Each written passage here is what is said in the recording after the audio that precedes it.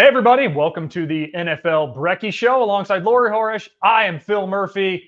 Week 4 in the books, Laz. We are about at quarter time of the NFL season. Almost there. It's an 18-week schedule. Teams play 17 games. Everybody has played 4 thus far. Now we get into buys. We're getting toward the trade deadline, trade discussions. We have some news there. And it got kind of me thinking about, as we are at this point, we have a little bit of a sample size of who teams are. We start projecting where they're going to be. And it's a totally more of an American thing, which actually surprises me because I think Aussies would be terrific at this. These high school yearbook superlatives, I just think that sense of humor and like the, not being terribly easily offended, at least compared to, people in my part of the world. I think you guys would be great at this. High school superlative yearbook, yearly, annual, whatever they're called by you, superlatives for the NFL, for teams and players as we start to try and project, who's most likely to succeed, most likely to become president, most likely to end up in jail. Oh, well, this takes me back, not all the way to year 12, because I can't remember my final year of school whether we did, kind of yearbook superlatives. I do remember, though, at the end of primary school, the end of year 6 for us as we go into what we call high school here. And I was one of 2 nominees. I was the male award winner. There was a female award winner as well from the year 6 class, which was the, not that we're handing out sponsorships here, but the Telstra phone bill award winner. I took that one home for the most time spent on the phone talking to classmates. And an old friend, Tessa Crestes, took out the gong for the female class. And I think they were both fair. They were both well earned. I did certainly tie up not just the home line, but the fax line when we got that going as well. This is really taking us back for those that don't know, including. Laz, is this the King's School? No, easy. No? This is Royal International Grammar School. Thank you very much. But with the fax line, you could use it as a phone, but if you're using the internet at the same time, it could tie up and you could start hearing the old 28K, or if you were bougie like that, the old 56K modem, it would come through with those nice chimes. So that's one of the ones I got. I also think I got most, this one hurt a little bit, but it probably wasn't far off base. I got the Look at Me award, most in need of attention. So that's what I look back on. I think there's going to be some familiar friends and probably some colleagues watching right now, perhaps Stu Randall, the honcho here at ESPN Australia's edition, probably nodding along to that one pretty well. Well, Laz, with that in mind, and again, for those watching along, and we see some regulars in the comment section, if you are watching, you have any yearbook superlatives you'd like to nominate for the NFL, we take forever for this first segment of the show. We always say it's going to go 15 or 20 minutes, always goes 30. Be sure to send yours along. But Laz, one that is, most of these are positive, most of them. biggest glow up, for those who from primary school to high school, Nice. Or here stateside, middle school to secondary school or middle school to high school, who was, not maybe the cool kid, lacking riz, as they say. Oh, God.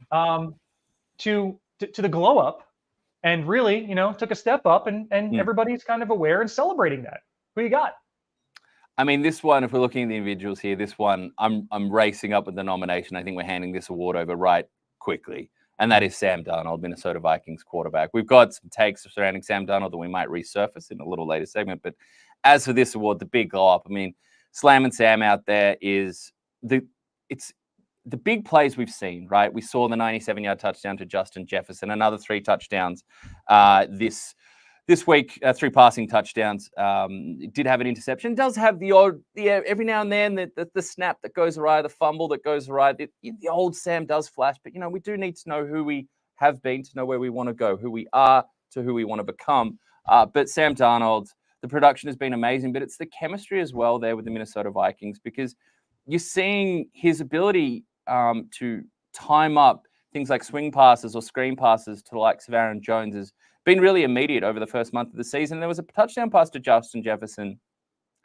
And I shared this out on social media. It wasn't the sexiest pass that you're going to see from Sam Darnold, this Vikings offense, or any offense really in week 4 or throughout the season. But it was a touchdown pass to the right side of the end zone. And Jefferson was not open. This was tight coverage, tight window there. And the trust that Darnold had to just stand there, plant, and absolutely put it on. I wouldn't even call it a back shoulder throw to Justin Jefferson. It really hit him in the numbers. But to put him in a spot where he saw the defensive backs, he saw the numbers on the back of the jersey of the defensive back. His back was turned.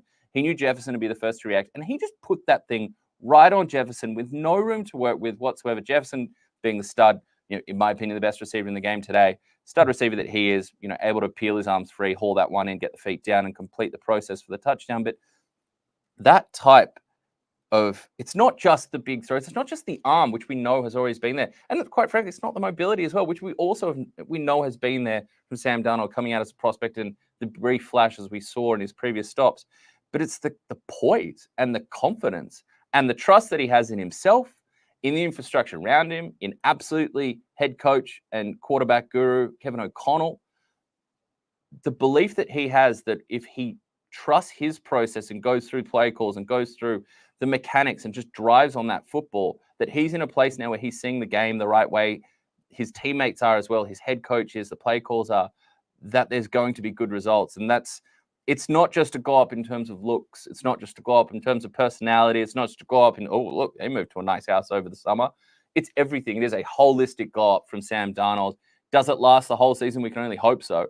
Unless, you're an NFC North rival fan. But this has been undoubtedly, it used to be the old coaches award, most improved. But for us, it is the glow up over the first month. This one goes to Slam and Sam.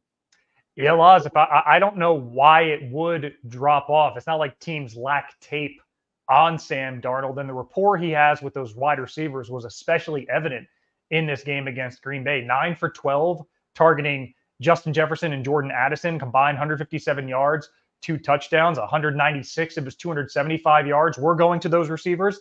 I mean, barring injury, which is a caveat that any team can throw out there to some of your primary receiving targets, there's no reason to think that this is going to curb. It's also, you can't really project, okay, I don't think he's going to finish with 44 touchdown passes. But that said, if this continues, Minnesota's got a great problem that every team wants to have. They appear to have drafted their quarterback of the future, J.J. McCarthy, who's coming off a serious knee injury. Do you re-sign Sam Darnold, continue to give him the keys and give McCarthy time to develop, or do you trade Darnold for significant assets if you believe J.J. McCarthy's ready to take over? But we've seen Sam Darnold deliver in the pocket over the middle of the field. He was terrific in the pocket against Houston. And so much of this doubt of him has been he was drafted into a funky situation and went to the doldrums of the Jets offense and the Carolina Panthers. And now that he has a quarterback whisperer, this is a guy that at every level of his football development was expected to be elite. He was at the Elite 11 camp when he was at San Clemente High School in California. He was a top 10 quarterback in his class, commits to USC in a draft class that had Baker Mayfield and Josh Allen and Lamar Jackson. He was the second quarterback off the board, the third overall player off the board. So at no point was he doubted until he went to calamitous NFL situations. Now, this does seem to be the perfect marriage, but sometimes that's all it takes for the perfect glow up. You get in the right friend group. Absolutely. And look, we're speaking narratively here, and I just want to peel back some of the numbers here as well, because, we can wax lyrical about what we've seen, the chemistry that we've mentioned, the connections that we had. Jordan Addison comes back after dealing with an injury and, has 2 total touchdowns on the day and looks absolutely spry. We know about Justin Jefferson, the chemistry with Naylor off the bat, finding look-away touchdowns where he's looking off defensive backs and finding a wide-open receiver in Naylor, who now steps more into that number 3 role. And they don't even have TJ Hawkinson out on the field. Monday is Monday when it comes to Minnesota Vikings fans down in Australia with the regularity that he's looking for his replacement tight end there. So, but peeling back the numbers a little bit, you look at EPA per play, success rate, completion percentage over expectation, all these things, they're all positive numbers. He's in the top 6, 7 to 10 to 11 in all of those. So there's not a lot of empty calories with the decision-making, the production that we're having here. But the one that really stands out to me and the one that probably would surprise the most is through 4 weeks, EPA per play against blitzers. The type of thing that narratively and on tape that we would have seen Sam Darnold get the happy feet, see the, I'm not going to say the word, but see the you-know-whats in the pocket, and panic and get away from the rest. He's that's for people who don't get it. It sounds so much worse when you say it like that. Well, but to me, it is worse. All right, as a Sam Darnold defender, It's not profane. That GH etc. word is profane to me. Ghost. So I'm not going to spell it. I'm not going to finish it. But it's like you're bleeping out the word that makes it sound like a profanity. Go ahead. Well, you know what? It's offensive to me. You see, you know what in the blank. But look, bottom line is he's 5th in the league in EPA per play against the blitz. That is so surprising. That is maybe I shouldn't say surprising because of the situation that he's in and the faith that we have in the surroundings. But that is so confirming and so affirming of what we're seeing out there. That's the type of poise he's playing with. Someone like Sam Darnold with the reputation and the tape that he had in his previous stops, particularly at the Jets. Look at how he is producing in those harried situations when he's presented an unorthodox pitcher to solve by the defense and the success and the efficiency that he's playing with. Well, it's going to be a fun test this weekend, Monday morning, minutes after midnight, Sunday night. Yeah, you guys will have changed your clocks by then. Minutes after midnight, Sunday night. No, it's good. 12:30 from London. You want to talk about pre-snap calculus, Brian Flores against Aaron Rodgers, and then conversely, a very respectable Jets defense trying to stop what Sam Darnold and them are doing. We've been lucky to get an extra game in whatever window, whether it's the Monday night doubleheader. Now we got the international game in London. And by the way, yesterday, Roger Goodell saying that he wants 16 international games per season. That's his macro vision, that every team would play an international game, and expanding beyond the markets of the UK and Mexico and Brazil and Germany. So read between the lines and see that. Lots, let's keep going with our yearbook superlatives. Cutest couple. I nominated this one, and I feel pretty good about it. I know you had some other thoughts, but... Well, I mean, before you do, I mean, apparently the cutest couple today is my wool-lined denim and myself. It's a W in the books for the B-League. Happy Tuesday to you too as well. Can you get Brad Bolt's comment on there to affirm what I was saying about the unnecessary censorship? Look, it's fair. Look, Brad's always let's get it out of the table. Brad, the friend of the show, always joining us with some great input. We know that Brad's got a lot of love for us, but that love splits 51% Phil, 49% Laurie. There's no secrets there. I don't hate you for it, Brad, but we know it's a reality. Yeah. Moving on to cutest couple. Unnecessary censorship, by the way, we're going to write that down. That's going to be a great segment at some point in the season. Absolutely. Further underslept and overcaffeinated and all of it. Cutest couple. Yes. I'm going with Baker Mayfield and Mike Evans. How can you not, man? They're atop the NFC South. Again, they feature Friday morning on ESPN visiting the Falcons. We'll get to our popular demand and our tips for that game. But this past week in a dominant win over the Eagles. I mean, the Bucs outgained the Eagles 186-0 in the first quarter. Baker Mayfield, Mike Evans connected for season highs in receptions and targets and yards. He had a 2-touchdown game in week 1, did have a 1-touchdown game here, but we've been saying Mike Evans is ageless. Pencil him in for 1,000 yards. But you wanted to talk about trust with Sam Darnold and Justin Jefferson. We're seeing it, and just every time we think Mike Evans' career is just going to crest, it plateaus at the 1,000-yard level that any team would take from a guy of his size and his red zone ability and his ability on any given game day to go out and get triple-digit yards. So hell yeah, I'm going cutest couple. Baker Mayfield, the lovable gunslinger. I just want to go out and have fun. And Mike Evans torching the NFC South and us saying, okay, well, they've beaten Detroit in Detroit. I was there yesterday. That place is a hornet's nest for high-profile games. They beat the Eagles at home. Now they start to get in the teeth of the divisional schedule. This is a team to be taken seriously, especially with their affinity and adeptness in zone coverage and blitzing opposing quarterbacks. Todd Bowles likes to do a lot of that. Give me the cutest couple on offense, that QB1 and that wide receiver one. Yeah, it's the one that jumped out to me as well because in that couple there's trust. You know, There's that inherent trust. There's when they're the couple that's been together since like year 6. I know.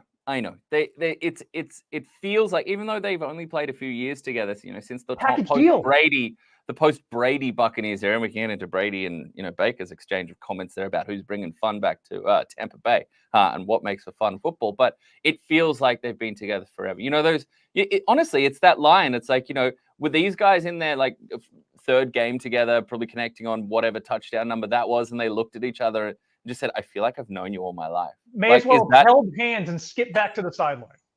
It is. It's even the way that Mike Evans takes in some of these touchdowns, and the touchdown that he had here coming across the end zone, and the ball just kind of landed in his hand, and he didn't hold it like in one arm like this. He didn't it wasn't like as any oval ball, or whether you're playing rugby or whatever, NFL, flag football, AFL, whatever. There's that that you tuck it under your arm. I used to have a shearing down here. I don't anymore. He just kind of held it lightly with one end in each. Just yes, here it is. This is, of course, this was going to happen. Are you surprised that the red zone? No, this comes as a shock to you that Baker found me in the end zone. Like it's almost comfortable.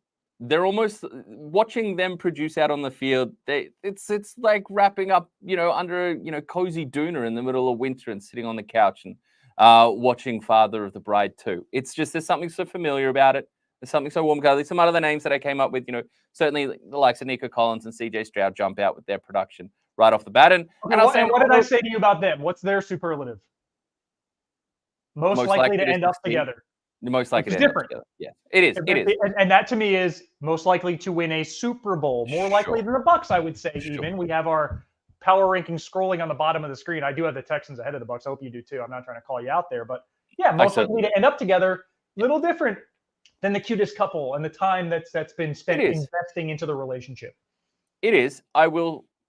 What I would like to throw out there as well is it's an honorable mention. It's not cutest couple, but it is, to me, it's the most interesting and surprising couple. And I guess that would be if you were to think of the 49ers offense with all its talent and all its all-pro names and household names, like you see on The Bachelor or The Bachelorette, where there's the 5 obvious favorite suitors that are going to end up in contention. Brandon Ayuk, Deebo Samuel, Christian McCaffrey, George Kittle, go on and on and on.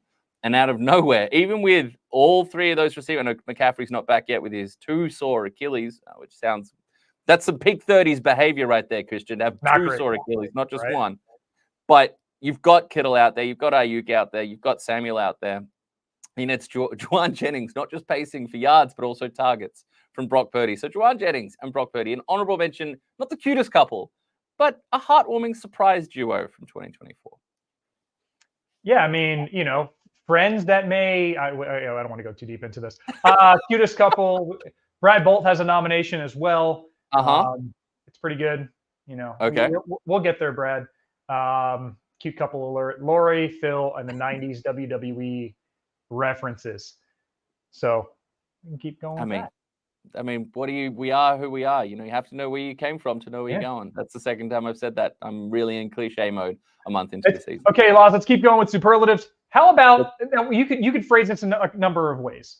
Yeah. Never going to change, which is neutral. Could be good or bad. You have still live at home. Another superlative is most likely to live in this town forever. And the idea is, man, they are who they are, for better or worse. And this, for me, is for worse. Reflexively, I went with the Eagles offense.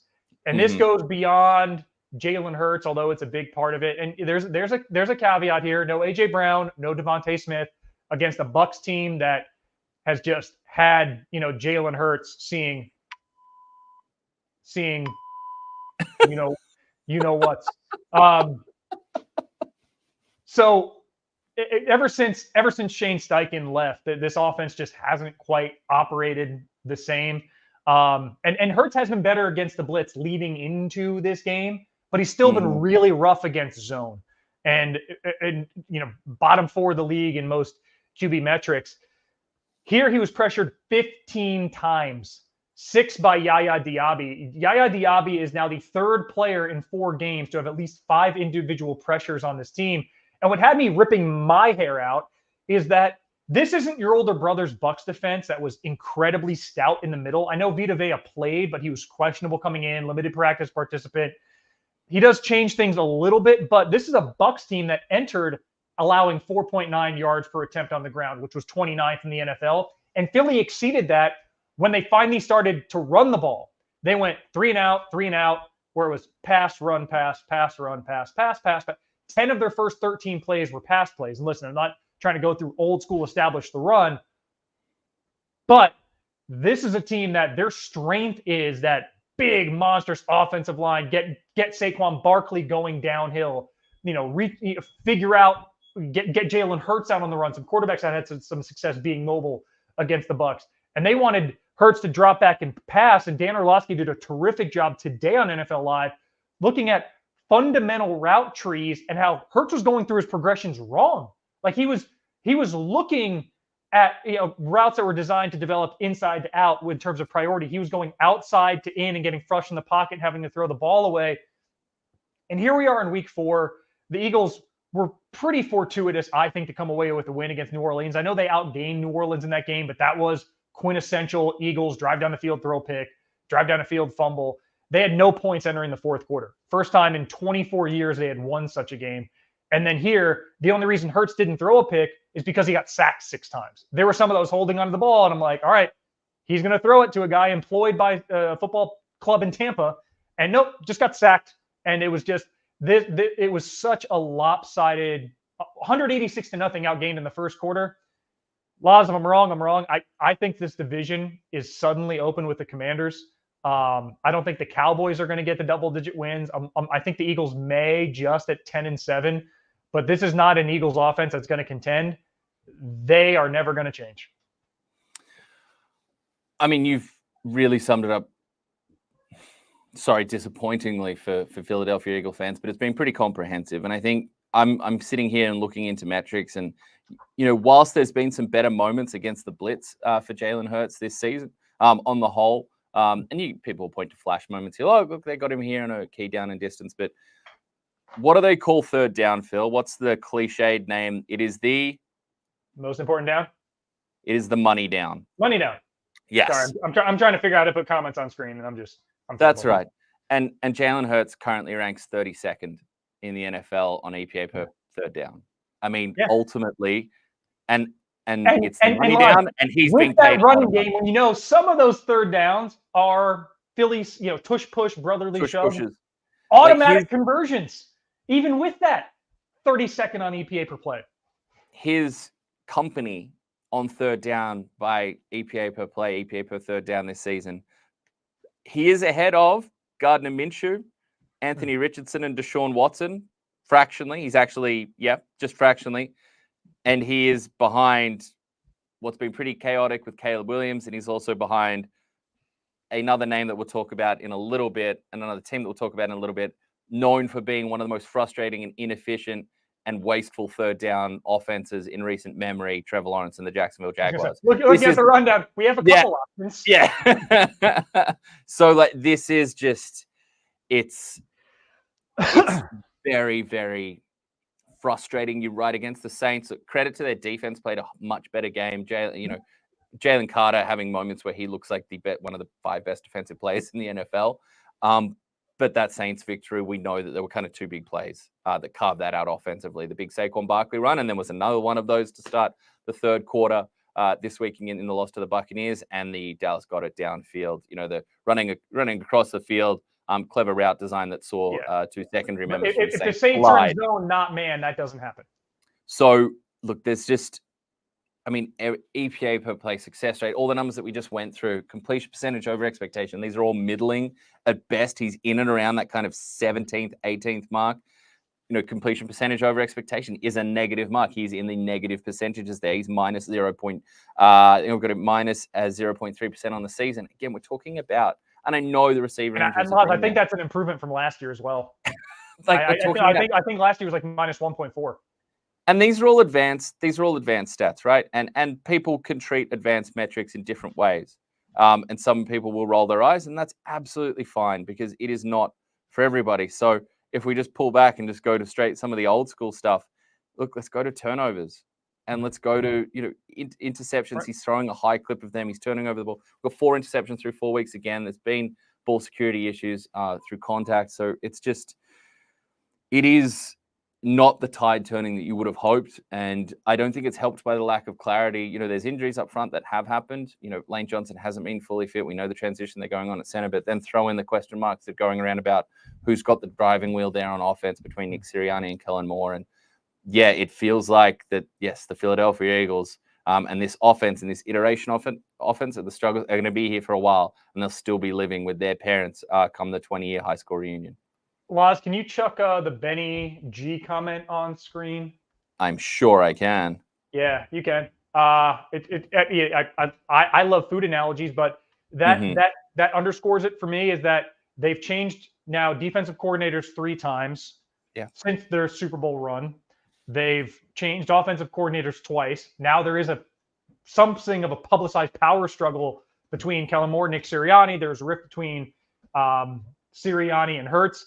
If this doesn't work out, you've changed everything except for quarterback and head coach, and you have a hell of a lot more guaranteed money tied up in quarterback. So that may be a situation in which we see one of these teams that may have a winning record, but if you get to the playoffs at a 9-8 and get blown out again, Howie Roseman may make a change. They may switch things around. Yeah, Brad thinks that Ben Johnson will have a lot to do next year as Philadelphia head coach to turn them back into Super Bowl. I mean, the mighty Detroit Lions, a very impressive win. We'll get to Jared Goff in a moment. But Ben Johnson doesn't need a resume, by the way. He just needs to get the cut up of that game for any future head coaching job, and just be like, just make sure that HDMI cord's plugged in. Is play working? We can have sound. We don't have to have sound. We could just, if you like, we could just do some smooth jazz under this if you want. Like, is that what you'd like to set? Laz, you know what I thought of Kirby Joseph as a draft prospect. I know he's but that interception. Oh my. You knew what I was thinking. He played high school volleyball. That's my go-to line with Kirby Joseph. I can tell you what was being thought of in the ESPN Australia offices. Our colleague and both of our friends, Sam Bruce, thought that the extend with one arm and then actually change with one hand and then change to the other hand on the way down actually reminded us a little of the great Glenn McGrath and his phenomenal outfield catch that I believe off memory happened just over the fence here at the SCG way back when. Feel free to correct me in the comment section if my cricket memory is fading like so much of my mental capacity since entering my 30s and becoming a parent. But about the Detroit Lions, they're the only team in the NFL with the same head coach, offensive coordinator, and defensive coordinator going on now a third full season. So much change in those ranks. You're used to it, but if you change OC, change DC, at some point, the head coaching change happens, and unless Philly takes a sharp turn, they may be the latest there. Laz, let's stay in the NFC East. For yours, would you like to? This one was harsh, and it was yours. So I'll let you explain it. Yeah, we've all been there before. I'm not mad, just disappointed. We've all heard those lines from our parents before, and they hurt more than getting told off for acting like a clown, talking too much in class, whatever misbehavior you got up to in your formative years, but disappointing the parents. That's one that hurts. So most likely to disappoint their parents.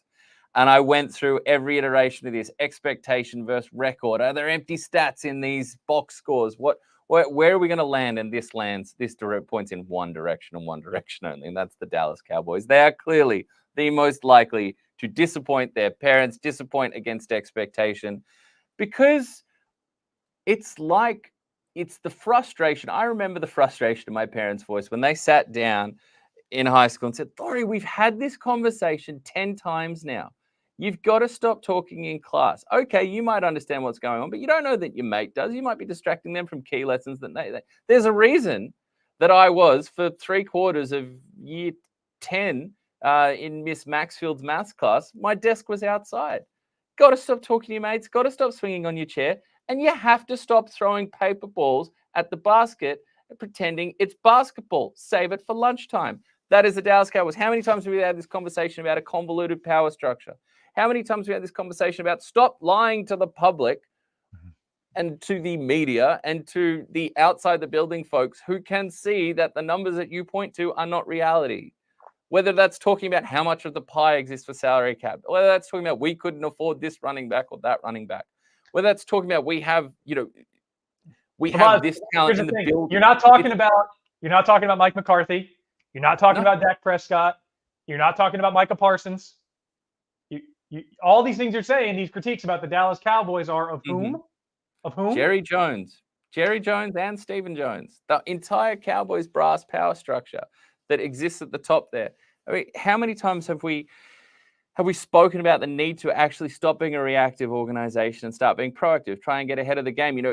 Taking the running backs don't matter of philosophy to the absolute extent, the extreme degree ironically, in a season where running games and running backs have become a massively resurgent position and importance in how we look at the game with the way defenses are playing, sitting 2 safeties back, the types of coverages we're looking at to take away big chunk gains. They're proponents to try and play the run from deep with defensive backs flushing up, and how that has opened up the opportunity for explosive, powerful running games to really set the tone for offense and lay the platform for them and be the thing that offenses can actually depend on in a year where, yes, passing stats have taken a dip to start. As we've seen offense change, the Cowboys are stuck once again behind the 8 ball. Defensively, a better performance against the New York Giants, but I mean, it's the New York Giants with Malik Neighbors not on the paddock for a chunk of this game. I mean, it is... Still gave up 12 catches to Malik Neighbors as well. Exactly. It's a team that were middling this time around in terms of missed tackles as opposed to just objectively horrible. I mean, it's from where this all in, and that's the thing. This is about expectation.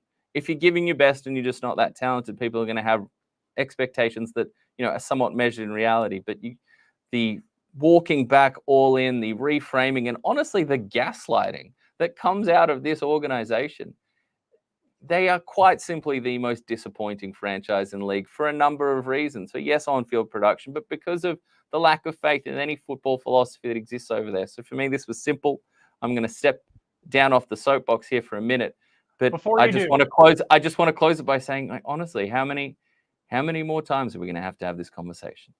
Laz, before you step down from the soapbox, I do have one question for you. What win total would the Cowboys need to arrive at for you to say, no, the regular season was not a disappointment? I know so much conversation. They never do it in January, even when they win 11.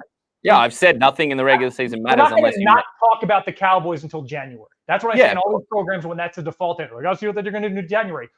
Fine. But we need to talk. They're a relevant team, a pillar of the NFL and a decent team. I mean, they were pretty freaking good last year. Fell on their face in the playoffs. Fine. We're going to talk about them in the regular season, and it hasn't been all rosy this year. What's a regular season win total they need to arrive at? Be say, you know what? Successful regular season. Now we're in January. Now what's the number? 11. 11. Okay. 11 and 6. We're at 2 with wins over the Giants and the Browns. Okay. Yeah. Who might be picking 1 and 2 next year? At Pittsburgh. Figuring Justin Fields just had his best game as a Steeler by a margin. Yeah, we've got the movable object against the stoppable force with the injuries to the Cowboys, and I don't laugh at the injuries, but the state of the Cowboys defensive line and then the state of the Pittsburgh Steelers offensive line, both incredibly banged up. So it's not exactly strength on strength, but yeah, I think the Steelers. Sorry, I'll let you keep going, but I got the Steelers taking Justin that one. Fields just threw for over 300 yards against the standard rush, 302 yards when Pittsburgh didn't bring pressure with no Micah Parsons this weekend. I don't know. So it's one less. And DeMarcus Lawrence.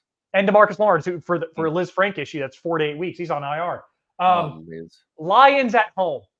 Nope. Jahmyr Gibbs and David Montgomery. If you can go to tab now and get a prop, whatever the number is, take the over on that. They're each going for 3 bills in that game. I don't care if they're not playing. Listen, I don't care if one of them is resting for the weekend or on a holiday on Jamaica. I'd still take the over on their yardage against the Cowboys. That offensive line, how they move bodies when they need to, and then just the angry running of David Montgomery, God bless. I believe there was a song that you were fond of back in the day, Let the Bodies Hit the Floor. Was that? Oh, yeah, absolutely. Week 7, bye enters as a 2.5-point favorite. We'll see if the Cowboys can pull that one out. Yeah. At San Francisco, who will be, you would think, more rested. I don't know if McCaffrey would be back then, but let's say he's not. I don't like the Cowboys to win in San Francisco in prime time ever. At Atlanta, far from a gimme. Home to Philly. I mean, we've just been saying Philly's disappointing, but if that turns into, here you go, Saquon, I don't know if I trust the Cowboys to stop him. Home to the Texans. At the Commanders. Jaden Daniels is terrifying to defend. You see where I'm getting at. They still have the Bengals after that. They have the Eagles and Commanders again. They have the Bucks. It's Laz. I don't see 9 wins. Nope. That's I don't like doing schedule math, but this team they may go 7-10. that floor absolutely exists because you think of the holes, the way that they're going, the pass coverage right now, safeties are not playing particularly solid and consistent football through 4 weeks. The injuries to the defensive ends hurts a lot considering, yes, some improved play from Mozzie Smith, but an unconvincing interior defensive line that exists there. And then, offensively, this offense is stuck. The old childhood game that we played in the playground, stuck in the mud. That's the Cowboys. There's no motion. There's no play action. There's no clever releases. There's no speed. There's no downfield attacking. It is the only way that Cowboys offense functions is by crucially pinpoint efficient decisions of Dak Prescott to throw the ball 7 to 8. That's how it's designed. 7 to 8 yards. Grab that with Dak making the smart, right, correct, accurate decision. That is how there's no other release valves. Even that long touchdown to CeeDee Lamb. One look at the tackle CeeDee Lamb had to bust through to get there. And look how precise that ball had to be from Dak for that to be unlocked. There's so much pressure on this team, and it feels that way. Everything looks difficult on offense and on defense. They are not the unit that people thought they were in 2023. So, 9 wins is hard to think of. I tipped them to miss the playoffs coming into the season, and look, the more that this isn't the more things change, the more things stay the same. This doesn't change, and it does stay the same. Well, us, because they did. Hold on. Oh, here we go. They did all in the off season. This is gonna bite them. I muted my phone after I forgot to unmute it. Screwed it up. We'll skip biggest flirt. My biggest flirt was and is the Ravens. I've said I don't trust them to close, and the Bills were starting to get back in that game, had a drive derailed by a penalty and then missed a field goal. The Ravens did the job. They won 35-10. Seeing how they nearly blew the lead to the Cowboys, seeing how they blew the lead to the Raiders. I think that everything on the outside looks the part of a contender. I just think they're a little bit of a flirt. I won't expound upon that, but they're my biggest flirt. We have one more. Maybe this is two sides of the same coin, but on the biggest flirt, for me, the Ravens are kind of more like the old flame from high school that you might run into back in the hometown visiting. Maybe it is two sides of the same coin because they're familiar. You kind of know. The Ravens are going to be there or thereabouts. You kind of know what they're about. And they've got those same qualities seemingly year in, year out that you remember, falling for back in the day. And, they just catch your eye. And maybe that is, for me, you call it the biggest flirt. I call it, kind of the old hometown love. Maybe two sides of the same coin. But I see what you're getting at there. But perhaps that's just the different hearts that beat on either of us that, have us looking at this slightly differently. All right, Laz, who is last of the class superlatives? Who's the class clown? I mean, sadly, it really is the Jacksonville Jaguars. There's talent on this team. There is untapped talent on this team. They've suffered injuries in the secondary, which, I went back. Best game of the season too. Yeah, that was they were well and truly in that game. I went and looked.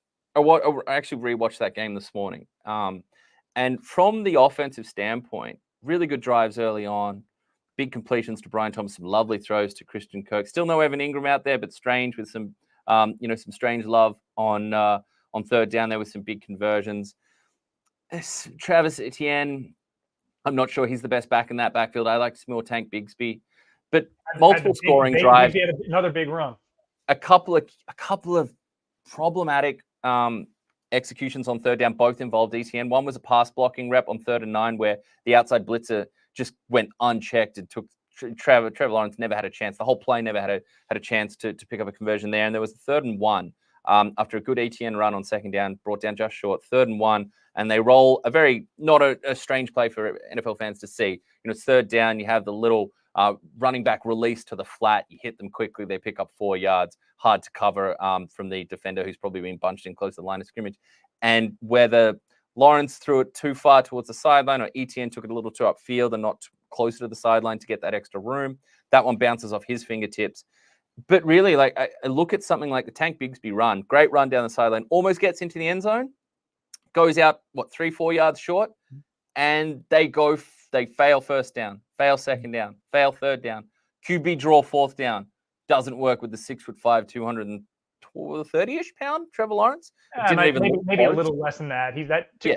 230 is like a Josh Allen. So Yeah, 222. We can do kilos. He's probably about 95 kilos. He's not a small guy. He's just not going to run over a linebacker in the NFL. Trevor Lawrence weight is 99.8 kilos, so probably 220, low 220s. He weighed in with shoes on and sweatpants. I guarantee it. Yeah, and I mean, the hair's been a pretty consistent weight for some time now. But that was QB draw is a play that needs conviction. That needs to plant that back foot and explode forward. And I'm going to, and that play, it wasn't designed to work. He kind of got smashed immediately, but it didn't carry a lot of conviction with it. But look at that there. That should have been a breakaway touchdown. Should have been 7 points, and it's 0 points. And hold on. I'm just going to crunch some maths here. Hold on. Carry the Y. Sine over cos equals tan. Wow. Yes. Trigonometry? Texans 24. Jaguars 27 points would have flipped that. That's the maths from today while we're on superlatives. So it's just, that was their best performance. There was so much good there. And yet key third downs, key goal line situations, again, they come up short. On a day where the Texans at times look like do what they want, with Nico Collins having another massive day, 150 yards, 151 yards on the day. But they also, this is a Texans team that despite the losses they've had at the linebacker level and at the secondary, they come out with some clever blitz packages. They got the Texans into some bad down and distances and some big third down stops, and yet still unable to get it. So we touched on earlier how poorly they rank in third down rate, the 30th in third down conversion in the NFL. Which is a familiar story. So they are the class clown, but not only, geez, he's going to be funny. I wonder if he'll do stand-up comedy one day. Maybe he'll get into maybe he'll be a creative for an ad agency and come up with quick one-liners. No, this is the sad clown. Yeah. And all I have to say, you are the last remaining winless team in the NFL. Correct. You just committed 5 years and $275 million to your quarterback, who has not had better than a 57% completion rate in any game this year, and averaging for the season 6.0 yards per attempt. And they have the Colts this week, and I think irrespective of whether Richardson's back or they're playing Flacco, maybe I should know an injury update there. I don't. I don't tip the Jags to put a crooked number in the win column this weekend, and then the little burner under Doug Peterson's backside gets a little warmer too, because you want to talk about power struggles. Is it him or Press Taylor calling plays? Is it one in the one half, one in the other half? They're just out of sync. And whatever you blame, you put it perfectly. I don't know if Lawrence was inaccurate, if ETN bent the route too early, or both. It's just not working, and it's not close to. This was the closest it was to working. Prior to this, each game had a really bad half. Second half against Miami, first half against the Browns. It's just they've had a really bad half in every game, and it's getting really late, really early in an otherwise competitive division with two of the three teams we expected to contend. Okay, Laz, it's now time to move on to the Hot Take Hotline, brought to you by Macca's. And let's start with the guy who just set an NFL record for completions without a miss in a single game. He's the first player in back-to-back games in the same season to start with at least 10 consecutive completions. And not only that, he set a Monday Night Football record for yards per attempt. So it wasn't like he went 18 for 18 on screen passes. He had the most yards per attempt of any quarterback we've seen in a single game with at least 15 attempts since Kurt Warner, greatest show on turf in the year 2000, Jared Goff.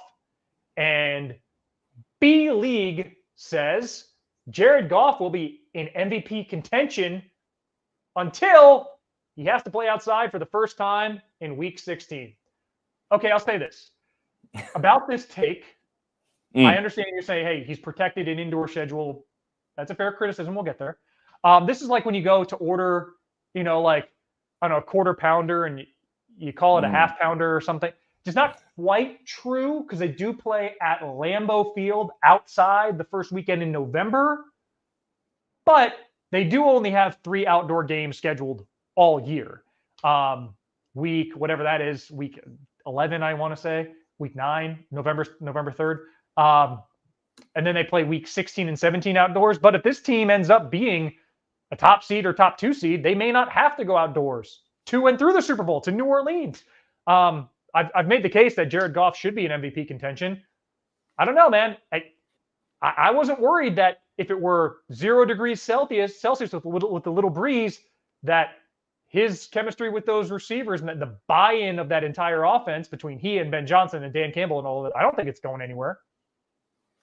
No, I think when we line up who's going to be in MVP contention, I think, okay, Jared Goff is in there for the take's sake and where we're at right now. I think CJ Stroud will put himself there, Josh Allen, Sam Darnold, and do we have many other Mahomes as who he is as the quarterback, and then Jaden Daniels, will throw himself in there should this continue. And Jared Goff, it's a great day to have a great day when you look at Josh Allen slipping up and the Bills having a step back because Allen was obviously right up there in MVP contention. Mahomes and the offense struggling in Kansas City, even though they get another win, but the story certainly has been how they're figuring that out on offense. Return of Kareem Hunt. Well, that's the thing, Lars. If they get to 12 wins with Phil Murphy off the practice squad getting 3 catches a game, it kind of helps Patrick Mahomes' MVP candidacy. So it does, but Goff, through the first, he's up there in EPA per play. He's actually leading the league, and I like this one as well. He's leading the league in EPA per play against the blitz. When he's seeing 5 or more rushes, he's the number 1 quarterback in the league, and he's pacing people like Josh Allen and Sam Darnold, Jaden Daniels. Jalen Hurts actually having a better season, but like Sir Patrick Mahomes, another name we should throw in there as well. I know they came off a loss there, but Geno Smith played some pretty good ball yesterday in a tough outing against 38 the first Lions. downs. Geno Smith most first downs in a loss in 90 years. It's unbelievable. Like at some point, credit to Geno on the offense. They had a decent day, and a couple of crucial penalties there. Tyler Lockett get that 4th down conversion to Jackson Smith and Jigba out wide, and Tyler Lockett called for, I believe it was pass interference. What was OPI? Yes. If it wasn't 4th down, there'd be no controversy. Exactly. Yeah. Well, naturally. So I think Jared Goff will absolutely be in there. And you know what? We're talking about MVPs and we talked about how passing production is taking a dip. So if numbers are all scaling down and you're still at the top and you're still one of these consistently producing offenses week in, week out, and passing games week in, week out, I don't think voters are going to have a look at how many games you played in wet weather and in the dome and outside and in the wind versus, the serene surroundings of, turf underneath a sheltered roofing there. So I think Goff has every chance to do this, particularly if that offensive line, which hasn't been perhaps as dominant through the first 3 weeks as we might have expected, certainly looked pretty sound. But Frank Ragnow out. They moved Graham Glasgow over to center. So Goff had 18 pass attempts. On 15 of them, he had at least 2.5 seconds to throw, which is a pass block win. A stat that I can't say right ever. Pass block win, 2.5 seconds. On those throws, 15 for 15. Obviously, he didn't have an incompletion. 15 for 15 for 250 yards and 2 touchdowns. And people, 70-yard touchdown to Jamison Williams. Okay, take that out. What was he? 17 of 17. 14 yards an attempt. I mean, it was an unbelievable showing from Jared Goff and this offense. I mean, that run from David Montgomery right after halftime, Seattle goes, they make it 21-14. I do my Macca's update. I'm all about Detroit domination. And then Seattle marches right down the field. And I can't get my bleep button. I said a bleep word. I started to do the update.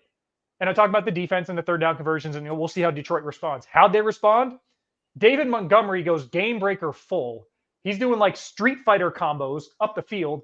And we forget the next play, Tim Patrick gets a pass, runs, and then same foot, same shoulder on the sideline. But I want to say it was Devin Witherspoon he hit to get an extra 3 or 4 yards. And then it was the Amon-Ra St. Brown inch perfect pass to Jared Goff that I think it hit the ceiling when he threw it. Yeah. I mean, so this team, there's collective buy-in all around. Absolutely. All I have to say, I think the Lions are going to keep winning. It is kneecap season in Detroit. And so I do think Jared Goff comes season's end. Former number 1 pick overall, wasn't a great fit year 1. He had a terrible debut season for the Rams and then went to a Super Bowl in year 2. But now this is a team that's really galvanized around the veteran QB.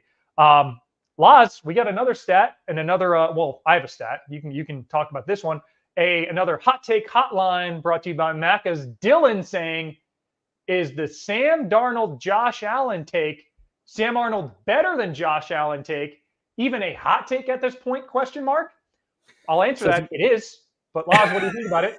Well, there's some background to this. I may have at the end of a draft day, after really enjoying a good draft day, ahead of Darnold and Josh Allen's rookie year, had a friendly bet that I think that Sam Darnold was going to have a better career than Josh Allen. And this reference here is in full knowledge of that from Dylan. Obviously, that hasn't aged very well over the, 6 years into that? That was 20. I said Kenny Irons was going to be a better NFL running back than Adrian Peterson. Well, that's a tough. Well, that's we all have our tough. We all have our tough. There's still time. There's still time. So obviously, it hasn't aged well in the 6 years. So that was the 2018 draft, because that was the draft that I was in Dallas. I think, yes, it's still a hot take, but look at the surrounding circumstances that exist for 2024. Look at what Justin Jefferson and Jordan Addison and the returning when he comes back, if he comes back soon, TJ Hawkinson, Aaron Jones, Kevin O'Connell. Look at that, what that provides for weekly production for a Sam Darnold to continue this pace. And then we are talking about the Buffalo Bills, who hot as anything through 3 weeks, get absolutely pummeled by the Baltimore Ravens. And now one of the teams being thrown out about these wide receivers that are getting brought up, the likes of Devontae Adams requesting a trade. I've definitely been one to float out the name of Amari Cooper on that 1-3 Browns team, as someone who is very tradable with less than $1 million left of his salary to trade for. Very cap friendly if you were to go after someone like Amari Cooper. But we are seeing the Bills brought up by that. I don't think it's out of this world that Sam Darnold and the Minnesota Vikings have a more successful season in 2024 than Buffalo Bills and Josh Allen. Not every team is a very motivated Baltimore Ravens playing at home in prime time, in how they took away certain things, the run game, how they dominated up front and really dictated that game along the line of scrimmage. Not everybody is that team. And the Buffalo Bills will have far better days, but they're justifiably so. There are more built-in safety valves for consistent production for Sam Darnold in that Minnesota Vikings offense than exist for Josh Allen in Buffalo right now. So yes, it's still a hot take, but I am here. I nickname him the Peacock because there's some temperamentalness and there's some absolute majestic beauty to Sam Darnold. He's known as the Peacock in my circles, and I will stand by that. And I will stand by my flag bearing for Sam Darnold for the 2024 campaign and beyond. Who knows how many he gets in Minnesota? Who knows where this leads? But he has every chance still to outproduce Josh Allen in 2024. As for their careers, this one's been a wash so far for Josh Allen. But for this season, and maybe it is just this season alone, how much that things turn around, that 4-0 Vikings team, and yes, deservedly in the MVP conversation, the take is still hot, but it's perhaps not as scaldingly wrong as it has been in previous times. Well, we've already said that Sam Darnold had the biggest glow up, but you're talking about Josh Allen, who's shortest odds right now for the MVP, and even in a loss, had an MVP moment. That I'm running out of bounds, hit as I throw, end up literally with my helmet against the seated bench, which is, I don't know, a good 8 meters out of bounds. So he's running with that kind of velocity toward the sideline, throws it across his body, 52 yards to Khalil Shakir. So you want 2018 draft. Since Josh Allen entered the NFL, on those throws within 1 yard of the sideline, he's 6 for 7 for 118 yards and 3 touchdowns. The rest of the NFL, and I'm stealing the stat from NFL Next Gen Stats, the rest of the NFL on those throws is 1 for 16. So he has an area of the field, in the pocket, out of the pocket, that little sliver right when you think, okay, we got Wolverine down. No, you didn't. I don't know how many yards per attempt that is. It's coming up on what? I don't know, 18. But Josh Allen is it still has the ability to make throws that other dudes just don't. Right, Phil. We should keep it moving because Yes. the hot take hotline, it does need to be some quick service right now. Next up, one closer to home for you. Vance Joseph will get another shot at being a head coach this offseason. He might even be the first one off the board from Bryce. This obviously very close to you with the defensive coordinator for the Denver Broncos. What's your immediate take to this take? What's your immediate reaction? I mean, it just didn't work in Denver before. It hasn't worked really for anybody in the post-Manning era. They're the longest Super Bowl drought following a Super Bowl champion, now 8 years and probably going to be 9, despite a win at MetLife and rain and Bo Nix throwing for negative yards in the first half and Denver having to practice on a tennis court because they stayed on the East Coast and went to a resort in West Virginia thinking they'd be able to just kind of relax and stay on East Coast time. And then they end up in the path of a hurricane, very serious flooding there in the West Virginia mountains. And so they had a terrible week of practice, obviously. But man, that defense stampeded Aaron Rodgers. And even though you lose, I mean, how many pieces throughout free agency? Justin Simmons gone. I mean, what an anchor he was. You're like held on the Pats or 10. And then after that, it's all draft picks and Riley Moss getting DPIs and stuff. Raw. Alex Singleton tears his ACL. Yep. And it's next man up. There's buy-in. There's leadership. So, yeah, it went really bad for Denver, but enough teams are going to pick up the phone. 8 or 9 or 10 teams every year decide to change. And I think you can start going through the sexy coordinator names or Ben Johnson, whoever it might be. Guys are going to get picked up. Bill Belichick is going to be a big name, especially for these A-list jobs. Should they open Mike Vrabel jobs in New York with the Giants if Brian Dable's no longer there, if Nick Sirianni's no longer in Philly, if Mike McCarthy's no longer in Dallas, all of these question marks. We know somebody's going to look at who the Jags have at quarterback and say, I can fix him. Maybe that's Ben Johnson. But so all these things, for somebody who wants a defensive-minded coach, they're going to look at what Dan Quinn's doing in D.C. and say, okay, well, hire an offensive coordinator who's the right fit for the quarterback that you want. And you just sit there and coach up the defense. Man, I was there in Cincinnati. Dan Quinn, hat on backwards, hands on his knees on the sideline after the first drive. Coaching, which it sounds like head coach coaching. For most teams, a head coach is a CEO. Yeah, he's managing the managers. For Dan Quinn to be down there and going through tape and not berating his young defensive backs who are getting burnt like toast and saying, no, here's how you stop Jamar Chase or slow him down or frustrate him or whatever. And then for the Commanders to do just enough against the Bengals, they're going to be teams that say, well, Vance Joseph can be that for us. It didn't go great in Denver. We can give him a second shot. I don't know if he's going to be first off the board, but if this continues, I don't know if anything close to this continues.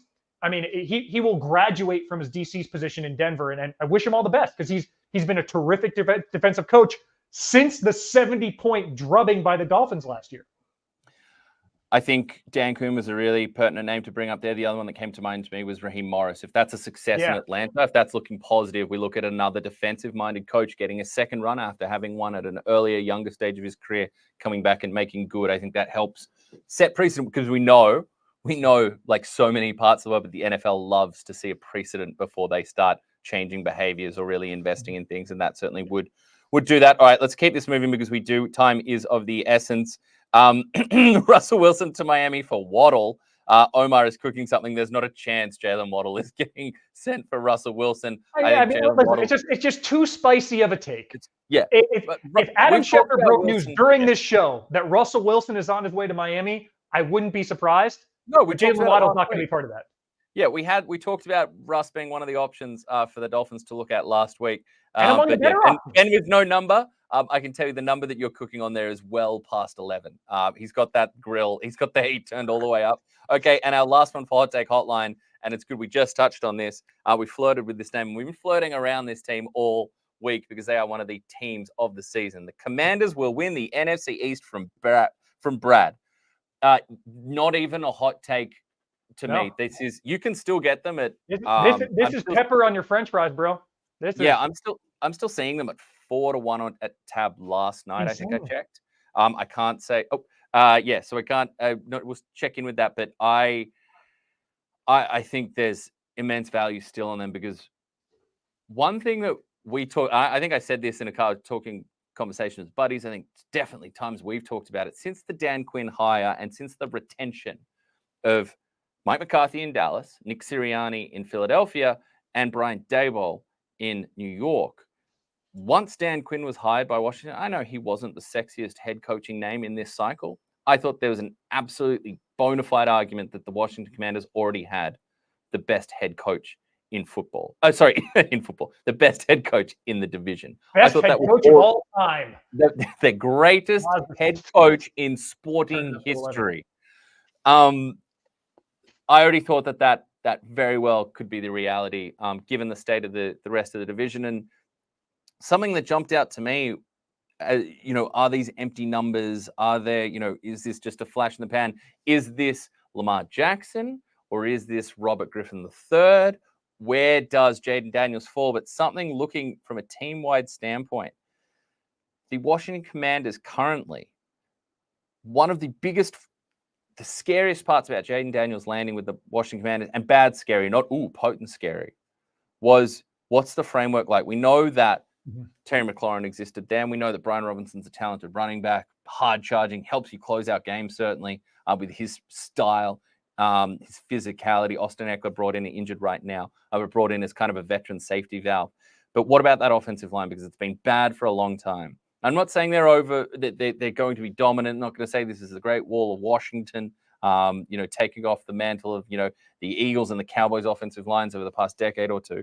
But they're currently 7th in pass block win rate as a unit, which is ahead of ahead of New York Giants, not a surprise, ahead of the Dallas Cowboys. So from a pass blocking standpoint, they're doing a better job collectively through the first month of the season. The Dallas Cowboys, not quite as good as Philadelphia Eagles, but not far behind. We expect the Eagles, even with the changes, to be decent. They're also first in run block win rate. So look at the foundation that they're providing Jaden Daniels. Look, that is so. We talked about surprises. We talked about glow ups. We talked about team glow up. This is why Washington have had such a glow up, because some foundational elements of this team that have been horrific, truly horrific, horrendous, and horrid. You can tell my last name's Horesh, but alliteration aside, these elements that have been so detrimental to any sustained offensive success in Washington for so long are actually performing far better than expectation and actually tickling into the elite category. So I think they absolutely can win the division. I think when you're looking at vibes, it's not even close to the temperature of that team. But what we're seeing, who's hot and who's not right now, it is Washington in the NFC East first, daylight second, midnight third, dusk fourth, and then we can get to the rest of the teams later on. So, Brad, I'm totally on board with this. Not even a hot take. This is just a smart take. This is good heads-up football from you. Laws, against the Cardinals, Washington ran for 100 yards between the tackles and more than 100 yards outside the tackles. Must be nice. Jaden Daniels was 15 for 15 targeting his wide receivers with 7 different receivers catching a pass. He had 9 earlier this season, 4 touchdowns via designed run. No one else in the NFL has more than 1. So it's a diverse way of attacking. He seems to be making the right decisions as far as when to run and when to not.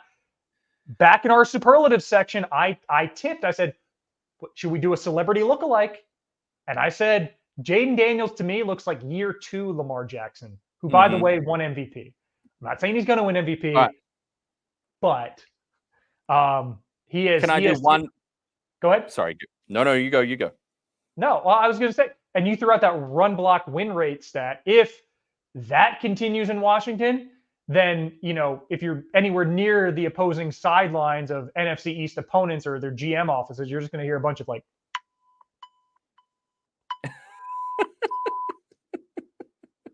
So.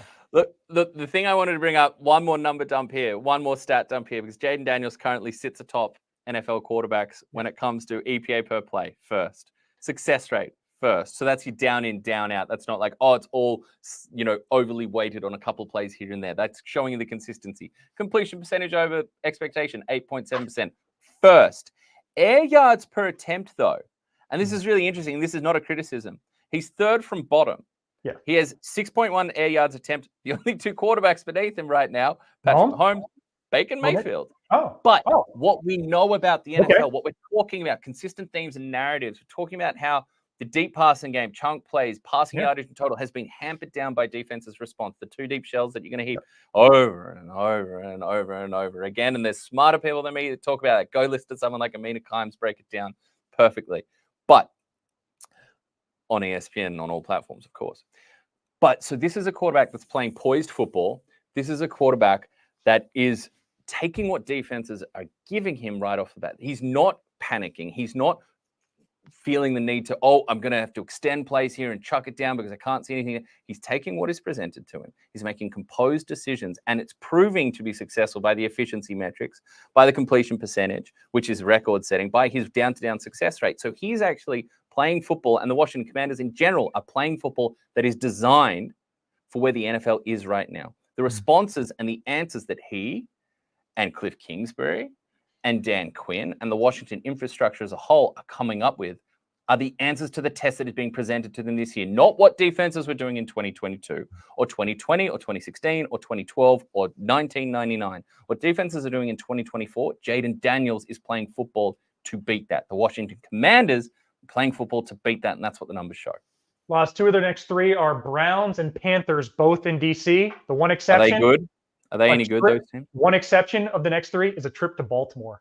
How tasty is that one? And I misquoted my stat earlier. Jaden Daniels has completed passes to 7 different receivers in every game this season. It was 9 against the Cardinals in a decisive road win for he and the Commanders. Plus, it's been a fun show. It certainly has. And you know what's also fun, Phil? Daylight savings. Daylight savings is always fun down here because it means the 3 a.m. alarm gets put away for the rest of the year. It is 4 a.m. for the next month or so, followed by 5 a.m. after that. In saying that, or, 15 minutes before, 30 minutes before, depending how many, fantasy teams on ESPN you need to set in. But as much as that makes me happy, as much as that makes me excited, much like a yearbook, looking back on a yearbook, it is a little poignant, a little bittersweet because there's also a 12 o'clock alarm coming for this London game as well. So I'm pumped. I'm excited. I feel after 4 weeks of the NFL season, we're starting to get a feel for who teams are. And yet at the same time, I'm getting a feel for my age as these early alarm clocks are taking more and more of a toll.